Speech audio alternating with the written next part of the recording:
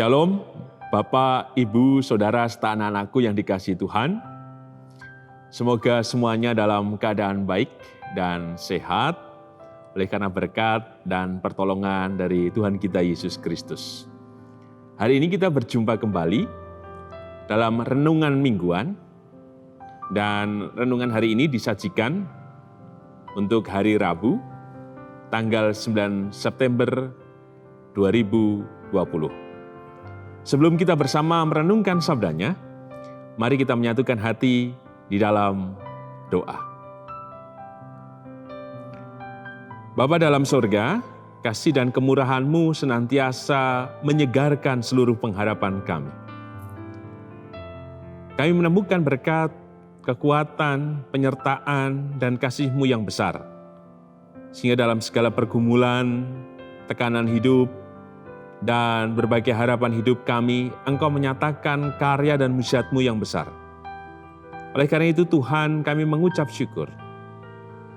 Dan saat ini, kami hendak merenungkan sabda-Mu ya Tuhan.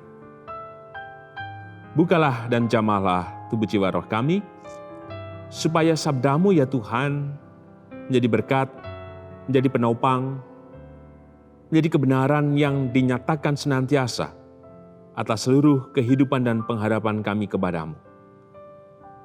Kami siap mendengarkan sabda-Mu Tuhan, bekerjalah dan berkuasa atas hidup kami. Mohon ampun ya Tuhan Yesus, atas setiap pelanggaran dosa kami, kuduskan dan layakan kami, murnikan kami Tuhan, oleh pengampunan dan kasih-Mu yang besar itu.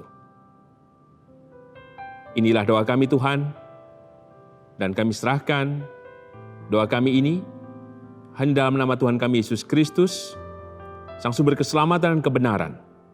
Di dalam-Mu kami percaya dan berserah serta bersyukur. Amin. Bapak, Ibu, Saudara, serta anak-anakku yang dikasihi Tuhan, firman Tuhan kita renungkan didasarkan dari Injil Lukas pasal ke-6 ayat 12 sampai dengan ayat yang ke-19. Lukas pasal ke-6 ayat 12 sampai dengan ayat yang ke-19. Demikian sabda Tuhan.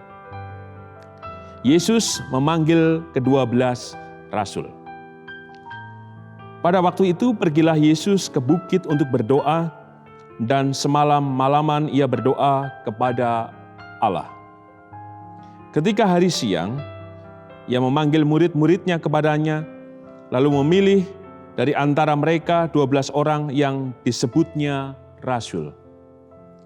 Simon yang juga diberinya nama Petrus, dan Andreas saudara Simon, Yakobus dan Yohanes, Filipus dan Bartolomeus, Matius dan Thomas, Yakobus anak Alfeus, dan Simon yang disebut orang Zelot, Yudas anak Yakobus, dan Yudas Iskariot yang kemudian menjadi pengkhianat. Yesus mengajar dan menyembuhkan banyak orang. Lalu ia turun dengan mereka dan berhenti pada suatu tempat yang datar. Di situ berkumpul sejumlah besar dari murid-muridnya, dan banyak orang lain yang datang dari seluruh Yudea, dan dari Yerusalem, dan dari daerah pantai Tirus dan Sidon. Mereka datang untuk mendengarkan dia, dan untuk disembuhkan dari penyakit mereka. Juga mereka yang dirasuk oleh roh-roh jahat beroleh kesembuhan. Dan semua orang banyak itu berusaha menjamah dia, karena ada kuasa yang keluar daripadanya, dan semua orang itu disembuhkannya. Berbahagialah kita yang mendengarkan sabdanya, dan berbahagialah kita yang percaya. Haleluya. Amin. Bapak, Ibu, Saudara, serta anak-anakku yang dikasihi Tuhan, firman yang kita renungkan didasarkan dari Matius pasal ke-6 ayat 12 sampai dengan 19. Dan tema untuk renungan Rabu 9 September 2020 berjudul Ibadah sebagai tanda keselamatan. Jika kita membaca teks ini, menarik untuk kemudian kita renungkan bersama. Ternyata ada kewaktuan khusus yang dihidupi, dihayati, dan terus-menerus dilakukan oleh Tuhan kita Yesus Kristus. Kewaktuan di mana Ia berhenti dari segala pelayanan yang Ia lakukan. Berhenti bukan berarti melarikan diri, berhenti bukan berarti diam, tapi berhenti mengambil keheningan batin untuk berjumpa dengan Sang Bapa. Kita lihat di ayat 12. Pada waktu itu pergilah Yesus ke bukit untuk berdoa dan semalam-malaman Ia berdoa kepada Allah. Inilah praktek hidup yang ditunjukkan Tuhan. Bukan hanya sekedar melayani dan berjumpa dengan orang banyak dan menyembuhkan orang banyak, tetapi ada kewaktuan di mana Ia berhenti. Semalam-malaman Ia berdoa. Maka inilah pesan yang pertama bagi kita bersama. Bahwa kiranya kita punya waktu yang khusus pula. Pergi ke bukit. Artinya di tengah suasana yang sepi, hingar-bingar, rutinitas, dan apapun itu, mengambil waktu yang istimewa dan khusus untuk berjumpa dengan Tuhan. Diberi keterangan di ayat 12, semalam-malaman, artinya ada keluasan waktu. Karena seringkali kita berdoa biasanya dikejar-kejar oleh situasi sehingga berdoa ya seadanya atau secukupnya. Semalam-malaman menunjukkan bahwa perlu kesadaran yang dengan terbuka, yang dengan tenang untuk mau datang kepada Tuhan. Kewaktuan khusus di mana kita mau dengan sungguh-sungguh mau berjumpa dengan Tuhan. Mau pergi ke bukit untuk mau kemudian menemukan karya kasih dan berserah kepadanya dengan iman yang teguh. Oleh karena itu, inilah panggilan bagi kita bersama. Berikan waktu yang khusus di tengah segala kehidupan yang sedang kita tempuh dan jalani di kehidupan ini. Ambil waktu yang khusus. Oleh karena seringkali kita tidak memberikan waktu yang khusus bersama dengan Tuhan. Maka ketika kita mengambil waktu yang khusus, nyatakanlah itu dengan terbuka, dengan sungguh-sungguh, dan tanpa beban apapun. Supaya benar-benar ketika kita mengambil waktu yang khusus bersama dengan Tuhan, kita menemukan kekuatan, kita menemukan keteguhan, dan kita menemukan perjumpaan yang benar-benar memampukan kita untuk senantiasa percaya dan berserah pada kekuatan Tuhan yang menopang dan menegakkan kehidupan kita. Yang selanjutnya, mari kita perhatikan di ayat yang ke-17. Lalu Ia turun dengan mereka dan berhenti pada suatu tempat yang datar. Tempat yang datar. Dari bukit, kemudian tempat yang datar. Artinya apa? Bahwa Tuhan kembali pada aktivitas atau pekerjaan atau pelayanannya yang harus Ia lakukan. Demikian juga atas kehidupan kita. Ketika kita aktif di gereja atau kemudian kita membangun kehidupan yang baik bersama dengan Tuhan, bukan berarti kemudian kita berhenti, tetapi kemudian harus meneruskannya, menjalankannya dalam praktek kehidupan. Artinya kewaktuan khusus dengan Tuhan kemudian tidak hanya berhenti pada kewaktuan itu, tetapi kewaktuan itu juga dinyatakan dalam kehidupan yang nyata. Di tengah kehidupan keluarga, pekerjaan, di tengah masyarakat, kehidupan bergereja, dan lain sebagainya. Sehingga terhubung perjumpaan dengan Tuhan kemudian kita nyatakan dalam tindakan dalam kehidupan kita sehari-hari. Di tempat yang datar, artinya apa sih? Bahwa kita bersama dengan yang lain. Dalam kesetaraan, dalam kemanusiaan yang kita tidak menganggap kita lebih rohani dan lebih tinggi, tidak. Tapi seperti Tuhan, di tempat yang rata menyapa mereka.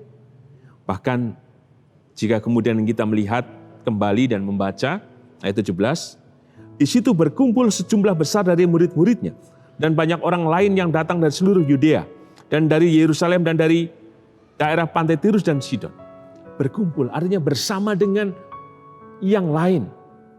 Tuhan Yesus terbuka, maka tempat yang datar juga memanggil kita untuk dengan terbuka menyambut dengan yang lain, supaya kita menyatakan kehidupan itu bersama dengan yang lain, termasuk di tengah keluarga kita. Tempat yang datar menunjukkan apa sih? Siapapun diundang untuk kemudian mau berkumpul pula bersama dengan Tuhan. Bahwa Tuhan tidak hanya kemudian disembah di tempat yang tinggi. Kita seringkali melihat Tuhan di atas sana. Tapi sungguhnya Tuhan dengan terbuka ada dan hadir di tempat yang datar bersama dengan kehidupan kita. Kita adalah orang Yerusalem, kita adalah orang Yudea, kita adalah orang Tirus, kita adalah orang Sidon, siapapun kita dipanggil untuk mau duduk bersama dengan Tuhan. Sehingga kita mau keluar, untuk mau bercerita, menyampaikan apapun yang ada dalam kehidupan kita. Karena Tuhan dengan terbuka mengundang kita. Inilah pesan yang kedua. Yang ketiga, mari kita perhatikan secara khusus di ayat yang ke-18. Mereka datang untuk mendengarkan Dia dan untuk disembuhkan dari penyakit mereka. Juga mereka yang dirasuk oleh roh-roh jahat beroleh kesembuhan. Tempat yang tinggi, tempat yang datar. Artinya segala tempat, segala waktu Tuhan hadir.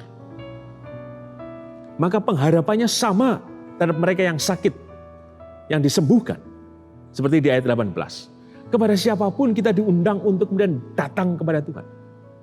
Baik dalam kewaktuan khusus, baik dalam kewaktuan bersama-sama dalam kehidupan kemanusiaan kita, di bumi bersama dengan yang lain, Tuhan tetap mengundang dan menjanjikan berkat yang besar kepada kita bersama.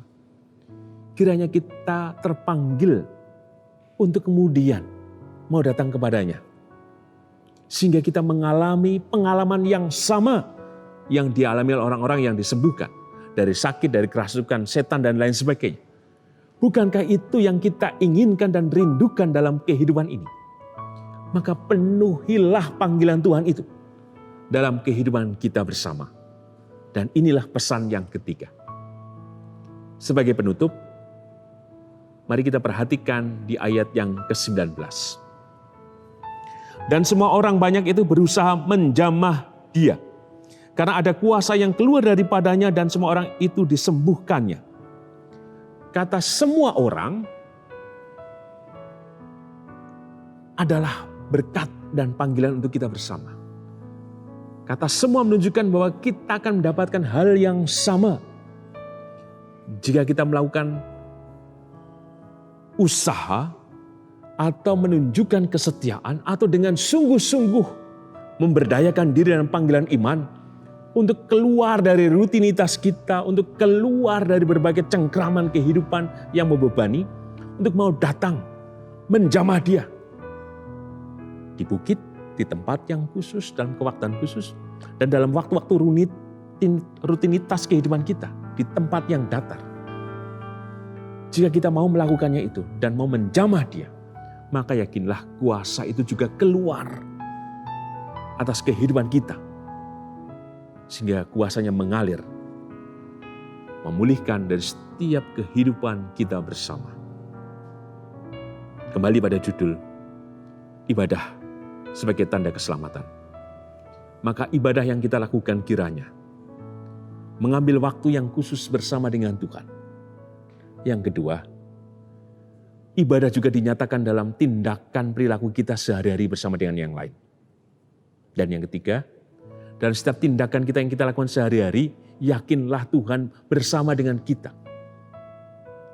Maka Tuhan yang bersama kita adalah Tuhan yang mengundang kita untuk menemukan kuasanya yang keluar. Jika kita mau kemudian menjamah Dia. Maka yakinlah, jika kita kemudian melakukan ibadah, bukan hanya di gereja, tetapi ibadah adalah kehidupan yang kita nyatakan sehari-hari. Maka keselamatan yang darinya dinyatakan kepada kita. Bukan nanti, tetapi kini dan di sini atas seluruh kehidupan kita bersama. Sebagai pertanyaan panduan untuk pemahaman Alkitab atau permenungan pribadi lepas pribadi, yang pertama, apakah kita punya kewaktuan khusus bersama dengan Tuhan? Yang kedua, apakah kita senantiasa melibatkan Tuhan di tempat yang datar, artinya di rutinitas kehidupan kita, dalam pekerjaan, dalam keluarga, dalam studi kita, dan apapun itu, untuk kemudian mau duduk bersama dengan Tuhan. Sehingga ketika kita melakukan aktivitas keseharian, kita tetap terikat, terpaut, dan terhubung dengan Tuhan. Yang ketiga, apakah kita sudah bersungguh-sungguh untuk mau menjamah Dia dalam kehidupan kita bersama, agar kita menemukan keselamatan yang darinya. Demikian sabda Tuhan, kiranya menjadi berkat, jadi pengharapan atas iman dan kehidupan kita. Amin. Bapak, Ibu, Saudara serta anak-anakku yang dikasihi Tuhan, mari kita menutup renungan Rabu 9 September 2020 di dalam doa. Mari kita berdoa. Bapa dalam sorga, kasih, sukacita, dan kebaikan-Mu telah dinyatakan di dalam kehidupan kami. Sehingga kami boleh merenungkan sabda-Mu yang mulia. Dan kami percaya kebenaran-Mu terjadi atas seluruh iman dan pengharapan kami. Karena kuasa-Mu yang terjadi, kekal kini dan sepanjang masa, akan senantiasa mengalir dalam kebenaran dan firman-Mu. Kami mengucap syukur ya Tuhan. Dan hari ini pula juga Tuhan, kami berdoa secara khusus untuk kehidupan hamba-hamba-Mu yang dalam keadaan sakit dan pemulihan kesehatan. Kami berdoa secara khusus untuk Ibu Rusmiati Buyung, Ibu Sarno, Ibu Tugira, Ibu Tiem Mangun Sentono, Bapak Siswa Prayitno, Bapak Saharun, Ibu Sri Sutini Parwoto Hadi, Bapak Sadal Paulus, Bapak Christian Dauriwu, Bapak Ibu Marti Utomo, Bapak Sugiono Hadi Hartono, Ibu Sri Mulyani, Bapak Ibu Priyono, Bapak Joni Suminaryo, Bapak Yonatan Purwoko, Bapak Sudarsono, Bapak Wilson Siagian, Bapak Ngatimin, Ibu Tati Ratmiati, Ibu Arum Sari, Bapak Budiandono, Ibu S. Tampenawas, Bapak Warsito Utomo, Ibu Siwiati Sriwiati, Bapak Rasdiman, Bapak Setiantono, Bapak Bambang Sularso, Bapak Simon Sigito. Kami percaya Tuhan, kuasa-Mu yang maha ajaib dan dahsyat itu menyegarkan, memulihkan, dan menyempurnakan kehidupan hamba-hamba-Mu yang dalam keadaan sakit dan pemulihan kesehatan. Kekuatan-Mu Tuhan yang memberikan pengharapan dan kesegaran atas tubuh jiwa roh mereka. Kami juga berdoa ya Tuhan secara khusus untuk kehidupan keluarga besar almarhumah Ibu Kusmindarti. Biarlah Engkau Tuhan yang memberikan kekuatan bagi keluarga Bapak Adit dan keluarga Bapak Daru. Engkau Tuhan yang memberikan kelegaan sehingga memampukan mereka menerima kenyataan karena Engkau telah memanggil ibu terkasih. Maka biarlah kasih kemurahan-Mu dan penghiburan-Mu yang menopang, yang memimpin langkah kehidupan mereka ke depan dalam kasih dan kemurahan-Mu. Kami juga berdoa Tuhan untuk kehidupan bergereja di tempat ini di GKJ Sarimulyo. Biarlah Engkau yang menolong kami satu persatu Tuhan. Sehingga persekutuan kami sekalipun dalam masa bencana ini, kami tetap diikatkan dan direkatkan untuk bersama-sama memelihara iman kami, bertumbuh bersama dalam kasih dan kemurahan-Mu, dan bertumbuh dalam iman pengharapan dalam keselamatan-Mu Tuhan. Oleh karena itu tolonglah kami Tuhan, dari setiap apapun yang menjadi kerinduan, harapan, dan permohonan kami, biarlah kasih dan mujizat-Mu berkarya ya Tuhan atas hidup kami. Kami juga berdoa untuk bangsa dan negara kami, tolonglah Tuhan, biarlah Engkau yang memberikan rahmat dan cinta-Mu dan berkat-Mu atas kehidupan berbangsa dan bernegara di negara kami Indonesia.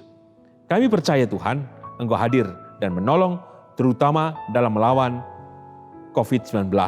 Engkau memberkati setiap pimpin bangsa kami, para medis dan semuanya Tuhan, yang dengan baik dan kerja keras dalam masa bencana ini mereka berjuang untuk memulihkan negara kami dalam melawan COVID-19 ini Tuhan. Inilah doa kami ya Tuhan Yesus, dan kami serahkan seluruh doa dan pengharapan kami hanya dalam nama kuasa-Mu Tuhan Yesus, Sang Sumber kehidupan dan keselamatan. Kepada-Mu kami percaya, kepada-Mu kami berserah dan bersyukur. Amin. Tuhan Yesus memberkati kehidupan Bapa, Ibu, Saudara, serta anak-anakku, kini dan selamanya. Amin.